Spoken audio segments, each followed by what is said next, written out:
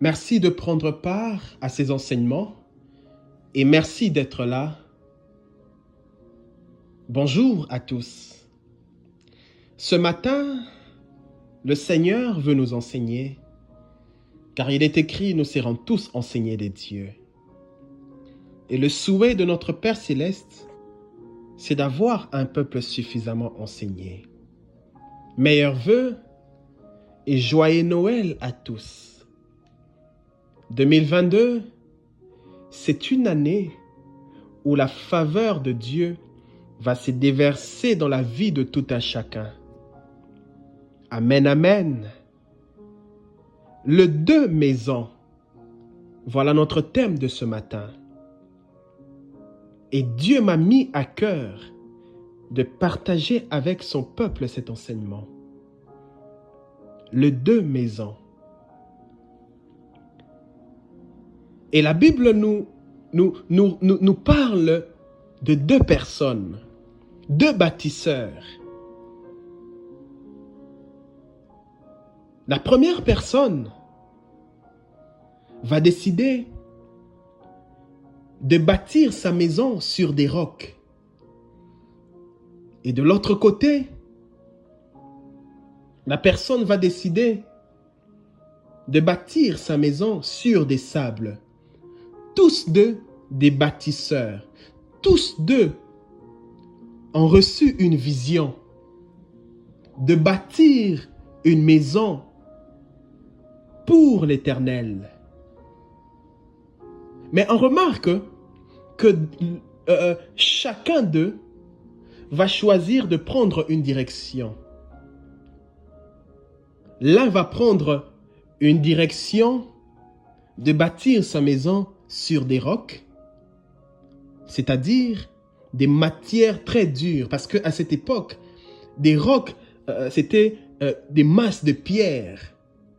Mais ces masses de pierre, c'était très dur. On ne pouvait pas détruire ces rocs. Il a choisi de bâtir sa maison sur des rocs.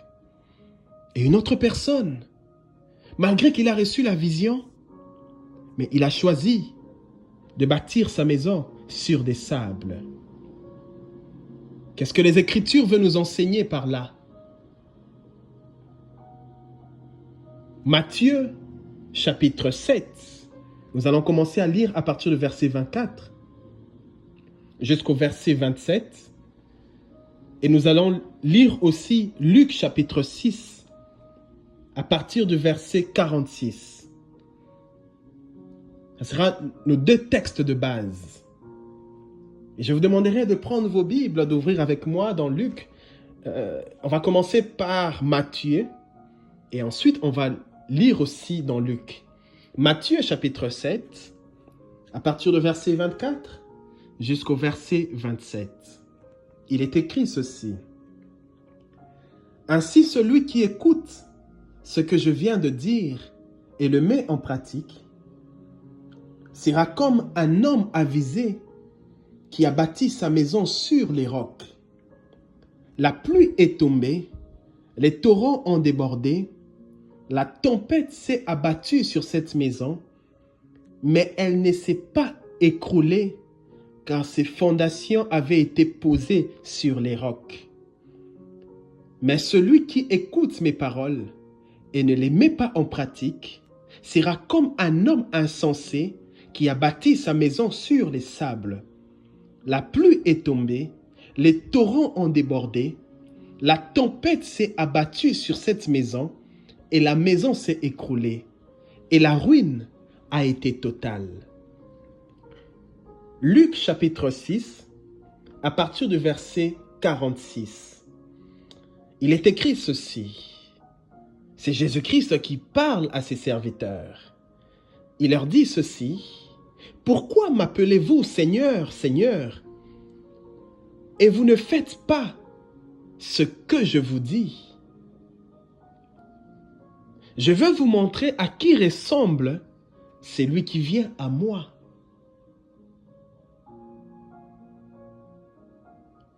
Je veux vous montrer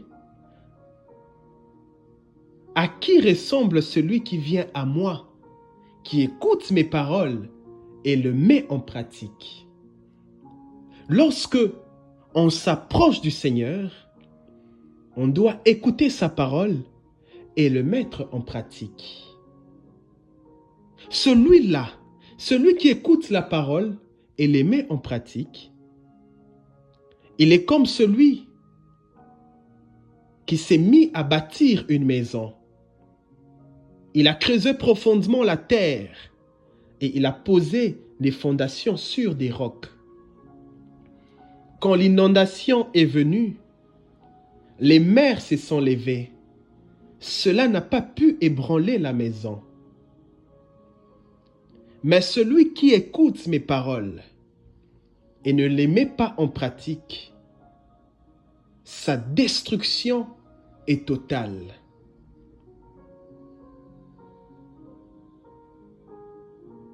Ici, dans ce texte, la Bible nous parle de deux catégories de personnes.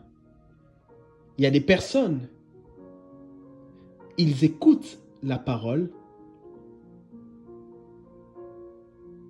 mais ils ne mettent pas cette parole en pratique. Ils ont reçu la parole, mais ils ont refusé d'agir conformément à ce qui est écrit. Mais la Bible nous dit que ces personnes, leur destruction est totale, car ils ont choisi de bâtir leur maison sur des sables.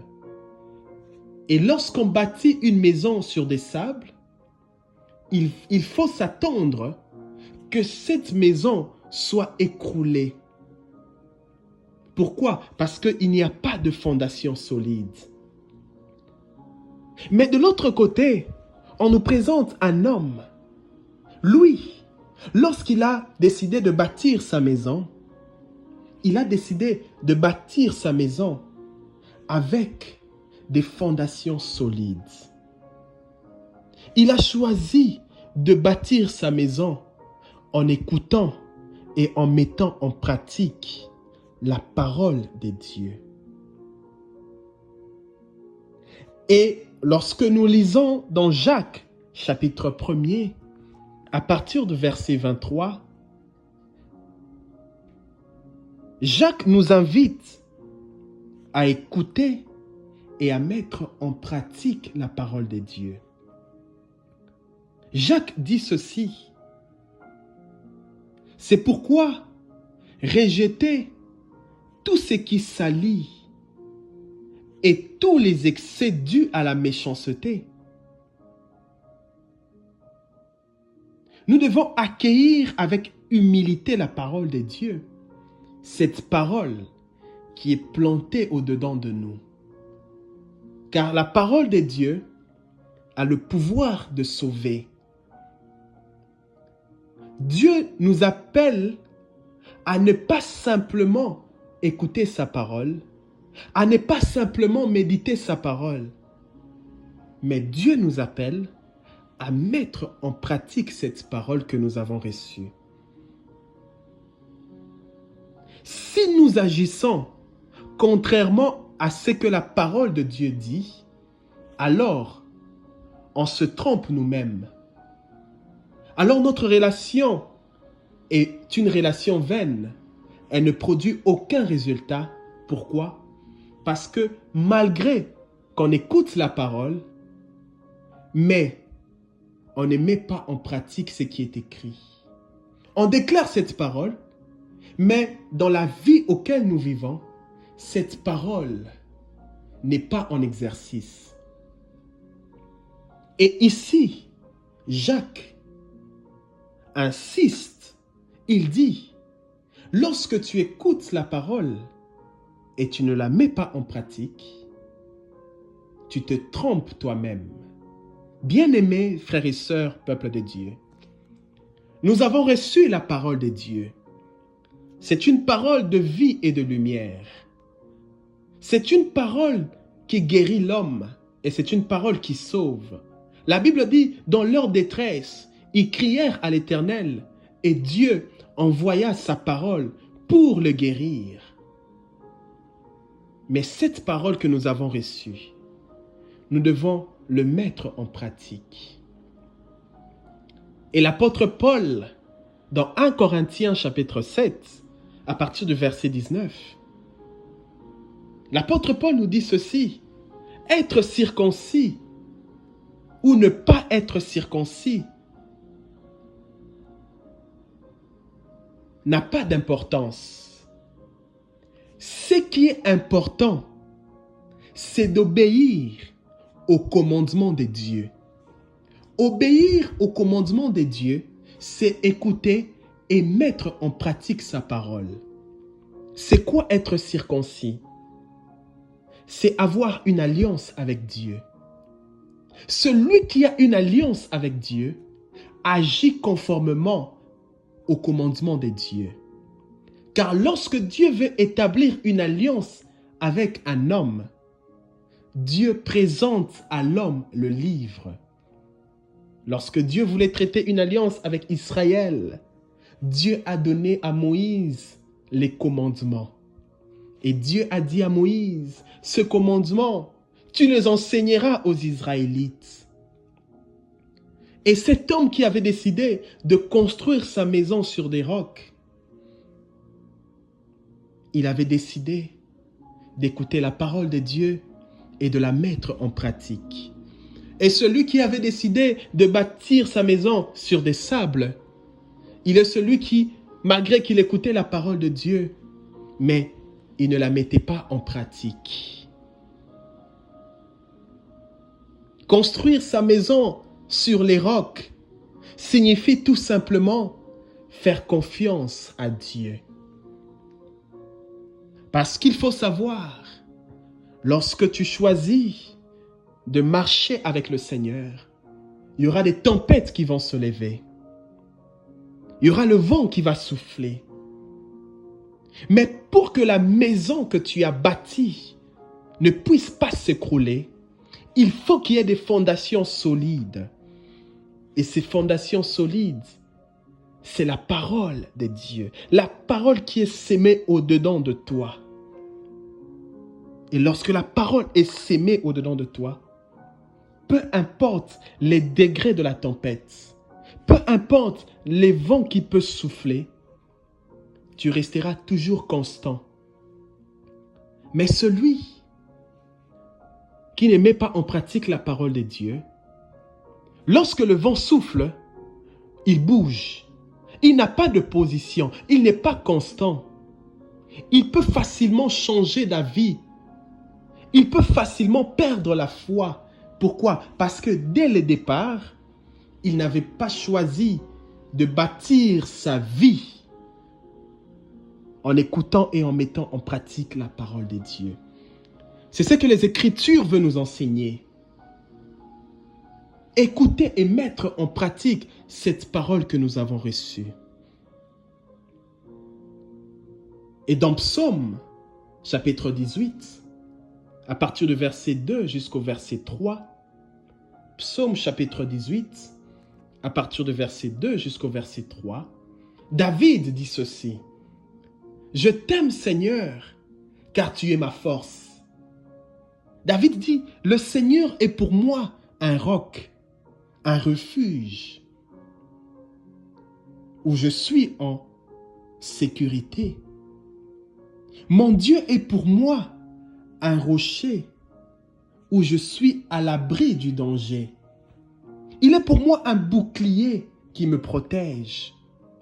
Il est pour moi une forteresse où je suis sauvé. » Bien-aimé, David reconnaît que le Seigneur est pour lui un rocher. Lorsqu'il est en danger, il se cache dans l'ombre de Dieu. Écoutez, peuple de Dieu. Lorsque Dieu a établi une alliance avec son peuple, Moïse va dire ceci aux Israélites. Dans Deutéronome chapitre 28. Moïse va dire aux Israélites: Aujourd'hui, le Seigneur a décidé de vous libérer de l'esclavage. Aujourd'hui, vous êtes libre. Dieu a traité une alliance avec vous. Vous êtes le peuple choisi des dieux. Mais écoutez ce que le Seigneur déclare. Si tu écoutes vraiment la voix du Seigneur ton Dieu, et si tu veilles à mettre en pratique tout ce qu'il te commande de faire, alors le Seigneur t'élèvera.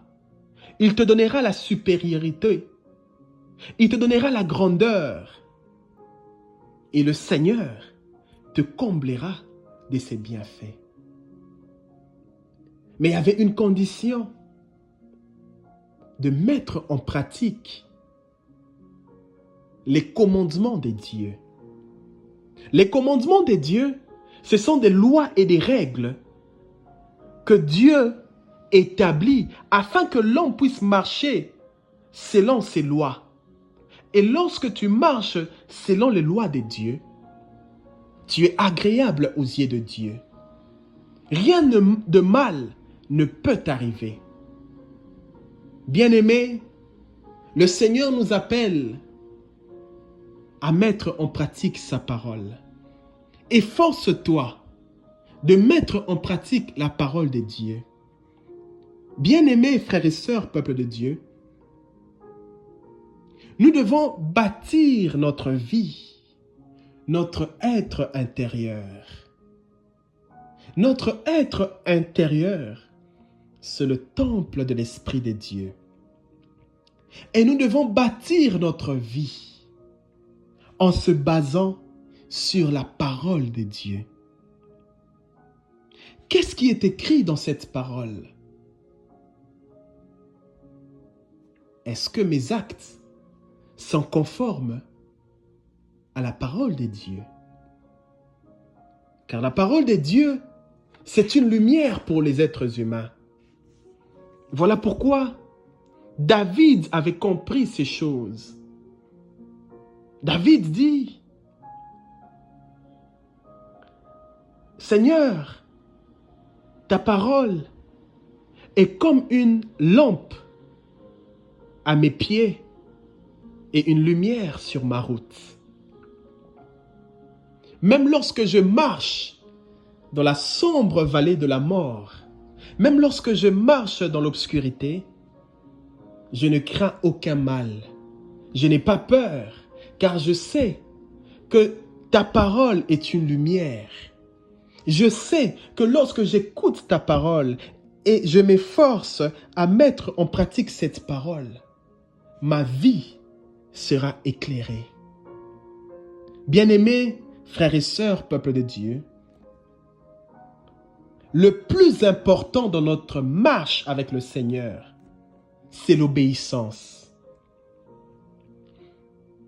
Le plus important dans notre marche avec le Seigneur, c'est l'obéissance. Aucun père ne peut accepter la désobéissance de ses enfants. Aucun père sur terre ne peut accepter ou ne peut tolérer la désobéissance de ses enfants.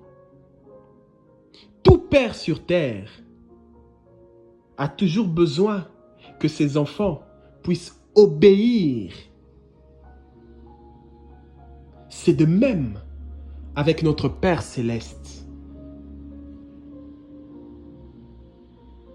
Dieu demande à l'homme l'obéissance. Lorsque tu obéis à la voix du Seigneur, c'est là que le Seigneur t'élève. C'est là qu'il te donne ce que ton cœur désire.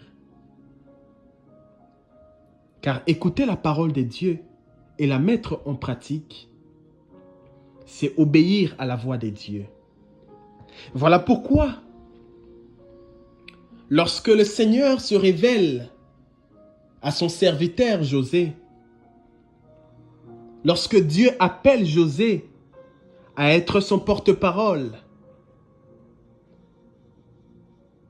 Dieu dit à José, je t'ai confié une lourde charge. Tu devras emmener tout un peuple vers la terre promise. Mais attention, pour que cela se réalise, tu dois t'efforcer à obéir à ma parole. Tu dois méditer cette parole. C'est alors que tu réussiras. Amen, amen. Dieu conditionne la réussite d'un homme par l'obéissance à sa parole. Lorsqu'on obéit à la parole de Dieu, en d'autres termes, on se soumet à l'autorité de Dieu. Lorsque tu obéis à la parole de Dieu, tu te soumets à l'autorité de Dieu. Et cette soumission permet à Dieu de devenir le pilier ou la colonne qui soutient ta maison. Car ta vie, ta destinée est le temple de Dieu. Amen, amen. Mais bien-aimés, nous devons savoir ceci. Lorsque le bâtisseur décide de bâtir sa maison, au début, il remarque que tout avance selon ses prévisions, car le bâtisseur a toujours une prévision. Il prévoit que faire ici, voilà, je veux utiliser telle matière. Voilà ici ce que je veux faire. Il est très joyeux au début, car tout avance selon ses pensées. Mais il arrive un temps où tout à coup, il y a comme une barrière qui se lève. Et c'est en ce moment-là que le bâtisseur se sent bloqué. Il commence à se sentir limité. Lui qui au début, il était très joyeux de bâtir sa maison. Mais tout à coup, on remarque qu'il y a comme un ralentissement.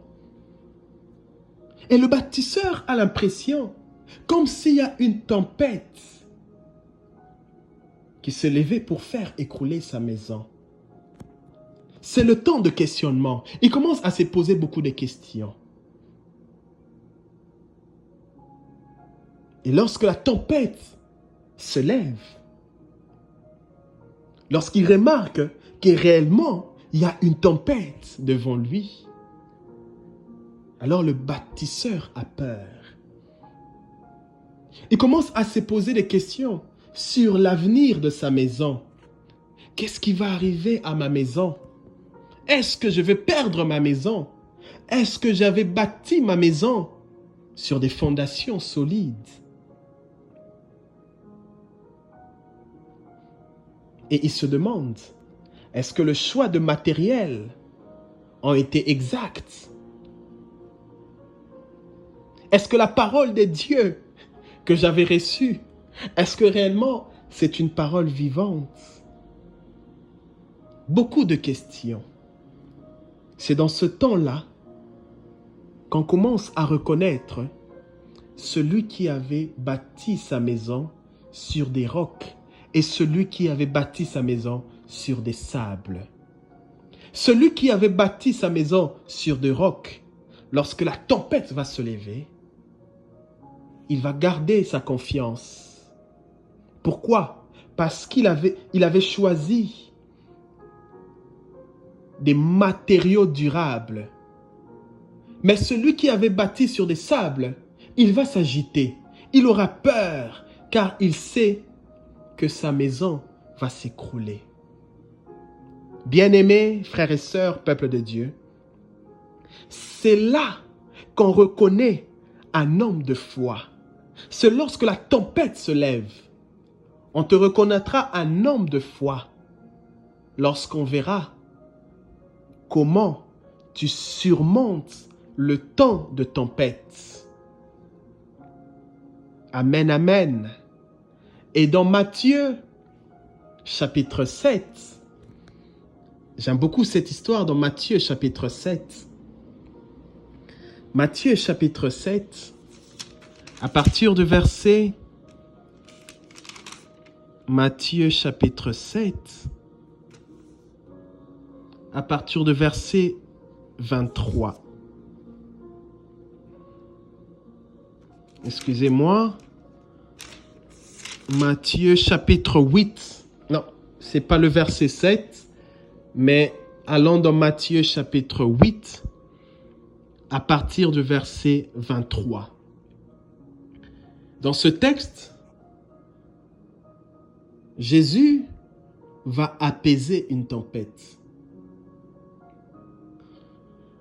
Matthieu chapitre 8, à partir du verset 23, je lirai jusqu'au verset 27. Jésus monta dans la barque et ses disciples le suivirent. Soudain, une grande tempête se leva sur le lac, si bien que les vagues recouvraient la barque. Mais Jésus dormait. Les disciples s'approchèrent de lui et le réveillent en criant, « Seigneur, sauve-nous, nous allons mourir. » Jésus leur répondit, « Pourquoi êtes-vous si effrayés, comme votre foi est faible ?» Il se leva, parla sévèrement au vent et au lac, et il se fit un grand calme. Tous étaient stupéfaits et ils se disaient entre eux, « Qui est-il pour que même les vents et les flots lui obéissent ?» Luc chapitre 8, à partir du verset 22 jusqu'au verset 25. Nous allons lire dans la version que Luc nous présente. Luc chapitre 8, à partir du verset 22 jusqu'au verset 25. Un jour, Jésus monta dans une barque avec ses disciples et il leur dit, « Passons de l'autre côté du lac. » Et ils partirent. Pendant qu'ils naviguaient, Jésus s'endormit.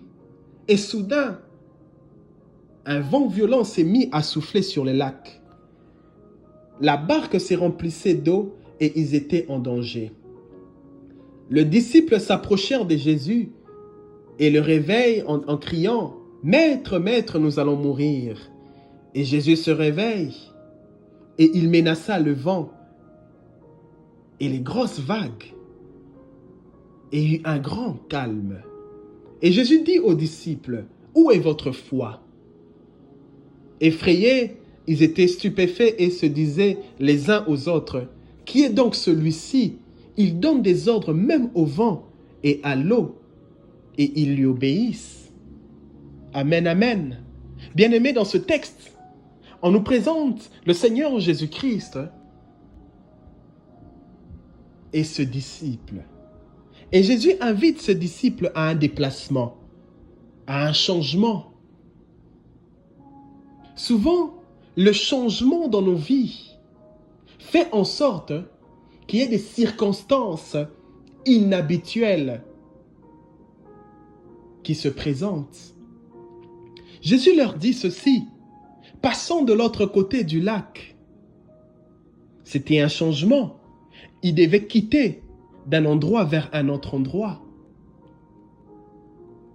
Tout changement suscite plusieurs inquiétudes, car on quitte ce qui est connu et on va vers l'inconnu.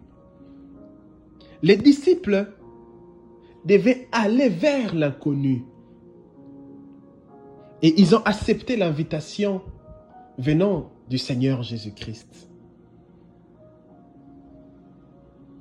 Et lorsque les disciples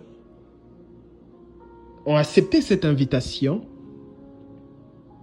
ils ne s'attendaient pas qu'une tempête pouvait se lever, car ils n'étaient pas seuls. Le Seigneur était avec eux dans la même barque. Mais ils ne savaient pas qu'il y aura une surprise inattendue Et arrivé sur la barque, tout à coup, un vent violent se mit à souffler. Et ce vent commençait à agiter la barque. Et la barque s'est remplissée d'eau. Et les disciples se sont retrouvés en danger. Ils étaient avec Jésus, mais la tempête se levait. Or, c'est Jésus-Christ qui les avait dit, « Venez, allons de l'autre côté du lac. » Ils ont obéi à la parole du Seigneur. Mais la tempête se présente. Ils ont peur.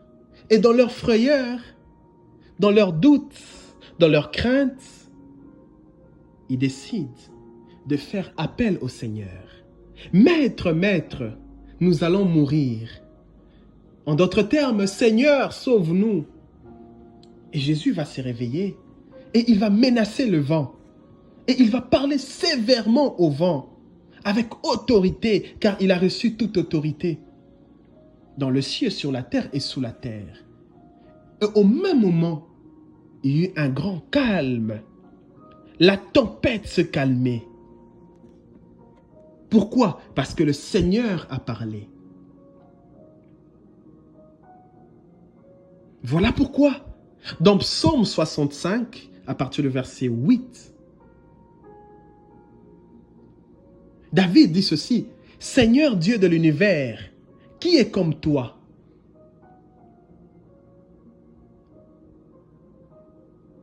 La force suprême et la fidélité t'accompagnent. C'est toi qui maîtrises la mer. C'est toi qui maîtrises les tempêtes. C'est toi qui apaises les vagues. C'est le Seigneur de l'univers. C'est lui qui calme les tempêtes. Voilà pourquoi, dans Psaume 107, à partir du verset 23 jusqu'au verset 32, Psaume 107, à partir du verset 23 jusqu'au verset 32, la Bible nous révèle que les disciples se sont embarqués sur des navires. Ils étaient dans leur navire. Mais ils ont vu à quoi le Seigneur est capable de faire. Ils ont vu les actions extraordinaires de Dieu. Par un simple mot, le Seigneur a calmé la tempête. Le navire commençait à être projeté par-ci, par-là. Ils étaient pris par la peur, envahis par la frayeur. Leur savoir était tenu à l'échec. Ils ne savaient plus quoi faire. Mais dans leur malheur, dans leur crainte, ils ont crié vers le Seigneur. Ils ont crié à Jésus, « Sauve-nous, Maître !» Et le Seigneur Jésus-Christ a calmé la tempête. Et il y eut un silence. Alors les disciples seront très étonnés. Ils seront très étonnés sur ce qui venait de se faire. Malgré leur joie d'être sauvés, mais de l'autre côté, ils se posent la question, qui est cet homme à qui même les vents et les tempêtes lui sont soumis? Il donne des ordres au vent et le vent se calme. Qui est donc? C'est Jésus de Nazareth. Amen, amen. Bien-aimés, lorsque nous étudions les Écritures en profondeur, nous remarquons qu'il y avait une question très capitale que le Seigneur Jésus-Christ avait posée la question aux disciples, avant de calmer la tempête. Lorsqu'il s'est réveillé, dès son réveil, il a d'abord commencé par leur poser la question, où est votre foi? Dans d'autres versions, dans Luc, il est écrit, pourquoi êtes-vous effrayés? N'avez-vous pas encore la foi? Ça, c'est selon l'évangile, selon Luc. Pourquoi n'avez-vous pas la foi? Où est votre foi? Pourquoi êtes-vous effrayés face à cette tempête? C'est la question que Jésus-Christ a posée à ses disciples dès son réveil. Lorsqu'ils ont crié « Seigneur, Seigneur, sauve-nous », Jésus s'est réveillé. Où est votre foi? En d'autres termes, exercez votre foi. Écoutez, bien-aimés, la tempête qui s'était levée, c'est Dieu qui avait permis cela. Dans Psaume 107, nous remarquons qu'il est écrit par la parole de Dieu, les tempêtes se sont levées. En d'autres termes, Dieu voulait confronter ses disciples pour voir réellement est-ce qu'ils ont la foi. Voilà pourquoi, lorsque le Seigneur Jésus-Christ se réveille, il pose la question à ses disciples, où est votre foi? C'est la question que le Seigneur te pose ce matin. Où est ta foi? Posons-nous la question. Jésus, lui qui était censé tout connaître, lui qui avait reçu l'Esprit de Dieu, lui qui était le Fils de Dieu, lui qui détenait l'omniscience, l'omnipotence venant de Dieu. Mais comment il pouvait dormir? Comment il pouvait mettre en danger ses disciples? Amen, amen. Lorsque nous lisons les Écritures, nous voyons dans Psaume, on nous révèle que Dieu ne sommeille ni ne dort. Mais comment Jésus-Christ pouvait dormir? Et en se réveillant, il leur pose la question, où est votre foi? En d'autres termes, Dieu voulait voir si réellement les disciples ont la foi. Il voulait voir le degré de leur confiance. Est-ce qu'ils seront frappés par la peur ou lorsque la tempête va se lever, ils vont s'attacher à cette parole et ils vont croire et ils peuvent parler à la tempête. Cela n'a pas été le cas pour les disciples.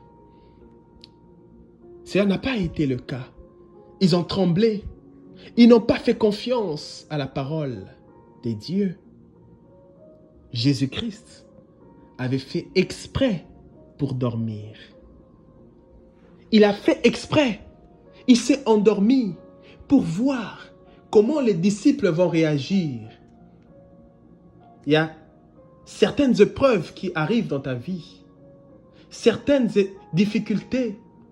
Simplement, c'est Dieu qui permet cela pour voir ta réaction, pour voir est-ce que tu vas abandonner la foi ou tu vas croire, tu resteras attaché à sa parole. Jésus-Christ voulait voir la réaction des disciples, leur façon d'agir. Et bien aimé, j'aimerais dire une chose ce matin. La peur affaiblit la foi. La peur tue la foi en Dieu. Les disciples n'ont pas pu exprimer leur foi à cause de leur peur. La peur avait envahi leur être. Leur foi était morte. Voilà pourquoi le Seigneur Jésus-Christ a vu cela. Il les a posé la question, où est votre foi?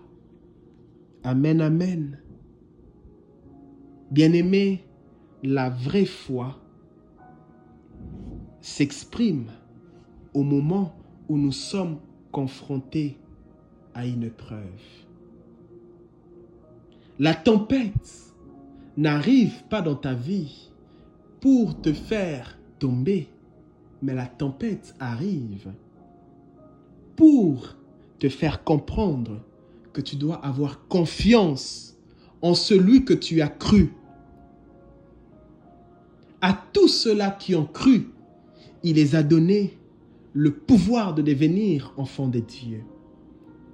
Et nous devenons enfants de Dieu parce que nous avons reçu cette parole qui éclaire les hommes. Et nous devons croire à cette parole. Ils ne savaient quoi faire. Ils ont appelé au secours.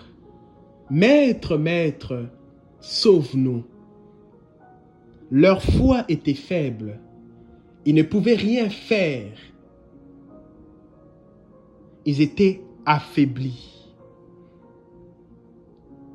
Où est votre foi?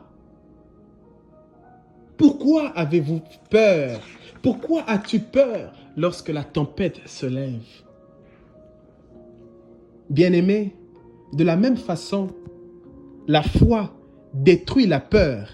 C'est de la même façon que la peur rend notre foi inefficace. La peur rend ta foi inefficace.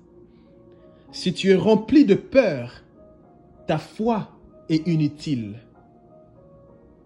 Car tout est possible pour celui qui croit. Commence d'abord par croire. Hébreux chapitre 11. Mettre sa foi en Dieu, c'est être sûr de ce que l'on espère. C'est être convaincu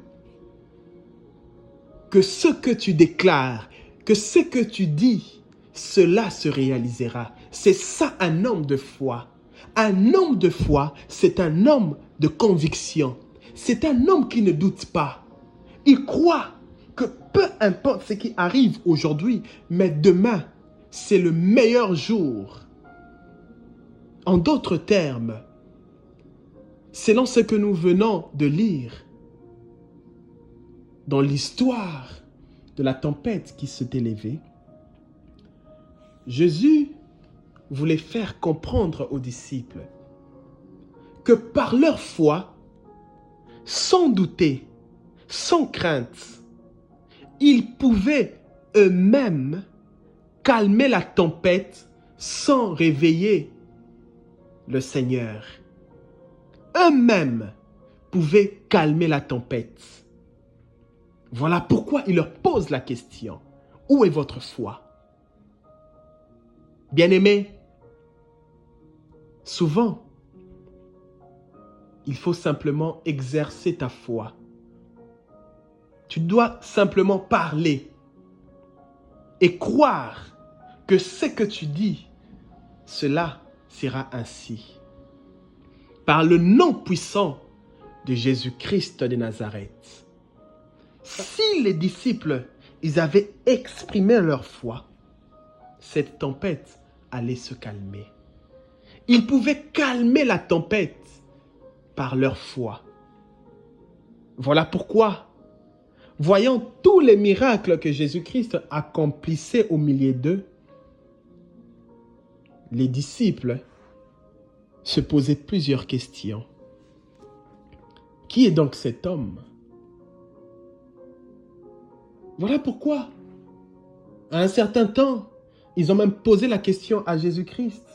Maître, augmente-nous notre foi. Nous voulons avoir une foi comme ta foi. Nous avons remarqué que tu as le pouvoir de parler à la création et la création se soumet. Nous voulons avoir cette même foi. Et Jésus leur dit, vous avez reçu cette foi. La foi est semblable à une graine. Au départ, lorsqu'on regarde une graine, elle est insignifiante. La graine est tout petite. Mais dès qu'elle est sémée sur terre, elle commence à se développer progressivement. Et c'est de même avec la foi. La foi provient de la parole de Dieu. Et cette parole, lorsqu'elle est sémée dans nos cœurs, petit à petit, de jour au jour, cette foi grandit jusqu'à produire des résultats. Et la parole de Dieu, bien-aimé, c'est une sémence. Une sémence, lorsqu'elle est sémée, elle produit la foi. Et la foi, c'est être sûr des réalités qu'on ne voit pas. La foi, c'est un domaine de l'invisible, c'est un domaine spirituel. Nos pères qui ont vécu autrefois, ils ont été reconnus juste devant Dieu à cause de leur foi. Abraham a été reconnu juste à cause de sa foi. Noé a été reconnu juste à cause de sa foi. C'est par la foi que nous reconnaissons que Dieu a créé le ciel et la terre par sa parole. C'est par la foi. Et la foi seule ne suffit pas pour sauver l'homme. Souvent, on se dit, oui, j'ai la foi, je suis sauvé. Non, la foi seule ne suffit pas. Lorsque tu as la foi, il faut la confesser. Il faut déclarer cette foi. Et c'est en déclarant la parole de Dieu avec foi qu'on parvient au salut. Lorsque tu déclares la parole de Dieu avec la foi, c'est là que tu es sauvé. Mais si toi tu as la foi et tu ne déclares pas cette parole, comment tu seras sauvé? Ne pas se contenter d'avoir la foi, mais il faut que cette foi nous pousse à écouter et à déclarer la parole de Dieu. Une foi sans les actes, c'est une foi morte. Si tu crois, mais tu n'agis pas, tu te trompes. La foi se manifeste par des actes. Lorsque ta foi ne se manifeste pas par des actes, ça ne sert à rien. Oui, c'est très bien de croire, d'avoir la foi. Mais n'oublions pas que les démons le croient aussi. Les démons croient en Dieu et ils tremblent. Mais ce qui fait la différence, c'est les actes. Ce qui fait la différence, ce sont les actes. La foi nous rend agréables à Dieu. Mais par nos actes, nous sommes qualifiés. Un homme comme Abraham a été reconnu comme le père de la foi à cause de ses actes, à cause des actes qu'il posait. Hébreux chapitre 11. Abraham a été reconnu juste à cause de ses actes. La Bible dit ceci dans Hébreux chapitre 11 à partir du verset 8. Par la foi, Abraham obéit quand Dieu l'appela. Il partit pour un pays que Dieu allait lui donner en possession. Il partit sans savoir où il allait. Il partit sans savoir où il allait. Dieu a appelé Abraham. Abraham a obéi. Dieu l'a dit, quitte la maison de ton père, va dans une terre que je te donnerai en possession. Mais Abraham ne savait pas ce qu'il attendait là où il partait. Il ne savait pas à quoi va ressembler cet endroit. Mais non seulement il a cru, mais il est parti. Il a posé un acte. C'est là que Dieu lui a reconnu comme un homme juste. Amen, amen. Abraham a été reconnu comme un homme juste à cause de son obéissance à la voix de Dieu. Car sa foi et ses actes agissaient ensemble. La foi parvient à la perfection en raison des actes. Si tu veux que ta foi puisse atteindre un autre niveau, il faut obéir, poser des actes.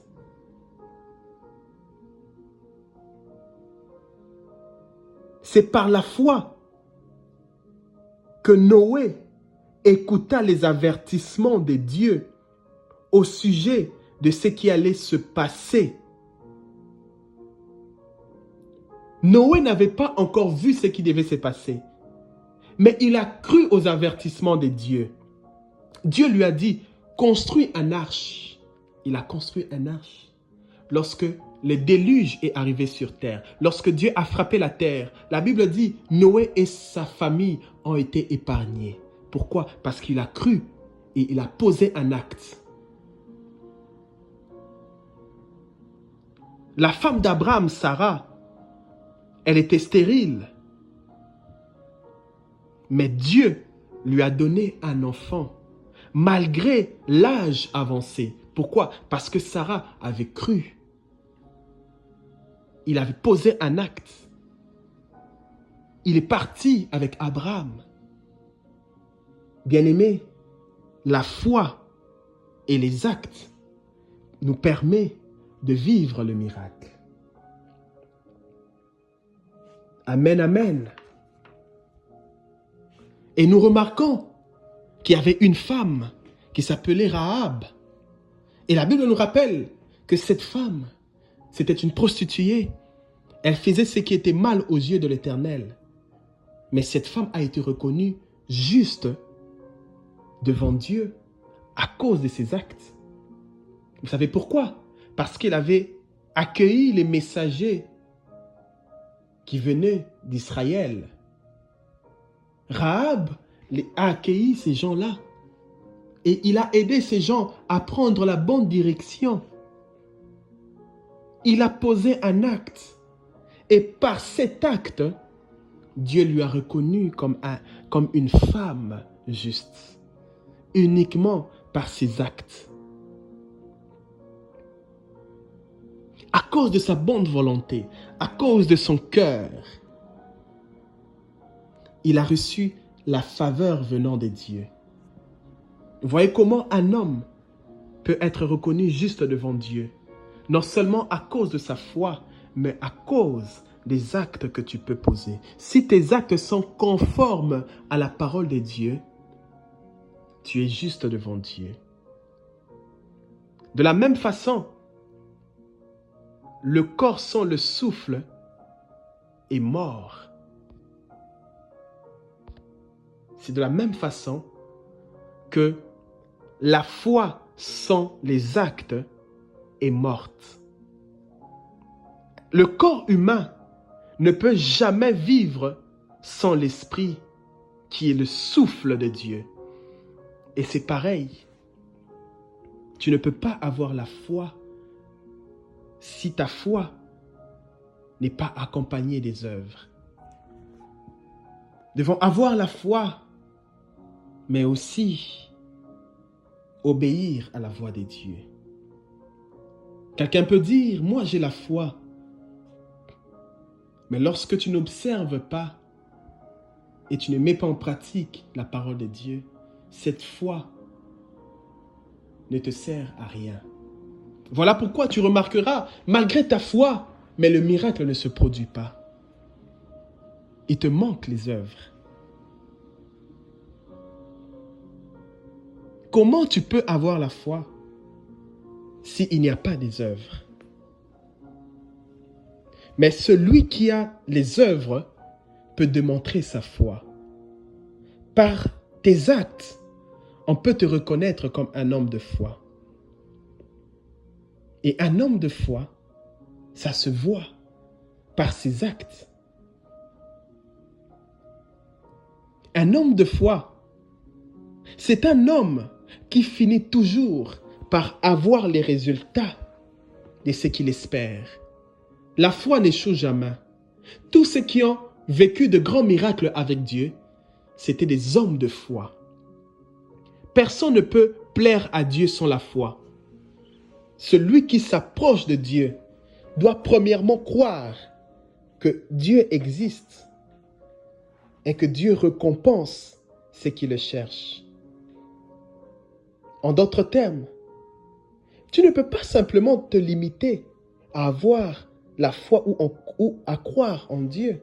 La Bible dit, personne ne peut plaire à Dieu sans la foi. Oui, mais ne te limite pas simplement à la foi. Mais lorsque tu crois, tu dois t'approcher de Dieu. En t'approchant de lui, c'est un acte que tu poses. Amen, amen. C'est là que Dieu te récompense. Voilà pourquoi il faut que celui qui s'approche de Dieu croit que Dieu existe et qu'il est le rémunérateur de ceux qui le cherchent. S'approcher de Dieu, c'est déjà un acte de ta foi. Lorsque tu demandes, tu reçois. Mais lorsque tu cherches, tu trouves.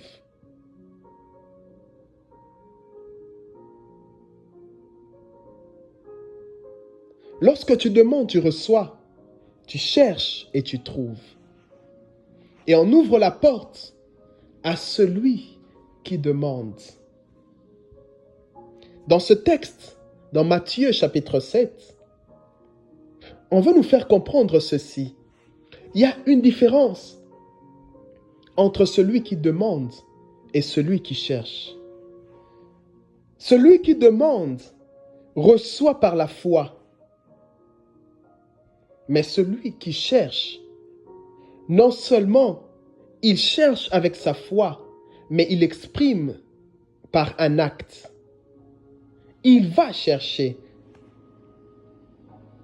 Sa foi et ses actes l'ont permis de trouver ce qu'il cherchait. Voilà pourquoi cherche et tu trouveras.